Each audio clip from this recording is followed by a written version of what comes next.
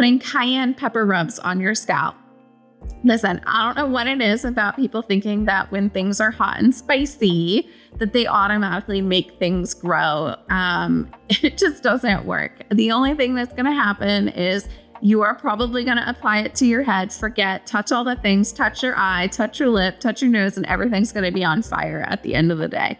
So while it does help stimulate circulation, it is not going to cause your hair growth, and it's probably going to cause more harm than good. I've had patients ask me if they should shave their head completely bald and work with a clean slate because their hair might grow back faster. Personally, I don't recommend it because that's not how hair growth works. And also, while some people look good with a shaved head, it's usually not what folk looking into hair growth reoption strategies are looking for. Mayonnaise mask. One, it's gross. Don't do it. And two, there is literally nothing whatsoever that supports putting mayonnaise on your head is going to make your hair grow. It's just going to be greasy and disgusting and messy to clean up. Standing on your head and doing an inversion.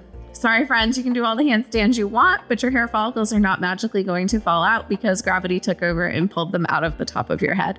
You are probably just going to get a head rush and a headache and hopefully not fall over and cause more damage than good.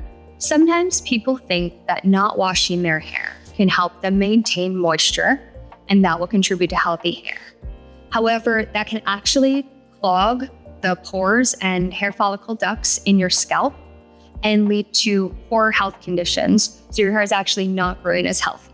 I would suggest washing your hair at least every 2 to 3 days and using a scalp scrub once a week. Stopping your treatment too soon.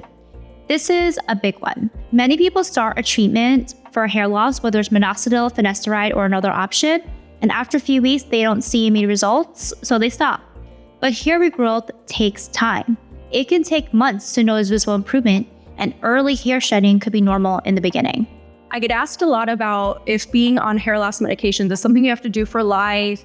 Is hair loss curable with these medications? These medications are not curative for hair loss. If you do stop them, you will revert to the baseline level of loss. It's not going to happen immediately where you lose a ton of hair a few days after you stop taking the medications, but it will come back to essentially what was happening before you started the medication. So we're still looking for those curative solutions. Luckily, we do have some excellent medications out there. And then sometimes just encouraging healthy habits can assist as well. One thing I do caution, we get asked about beneficial essential oils that encourage hair growth or minimizing the hair loss happening. Rosemary oil, argan oil, jojoba oil, things like that. I just caution when we have patients that are applying anything topically to their scalp, the oil could potentially make that more difficult for the success of the medication if it's blocking it, coating the scalp, getting into the follicles. So run that question by us. We can always guide you, but I sometimes am careful about additional topical things that may sit on the scalp if you're trying to use the medication.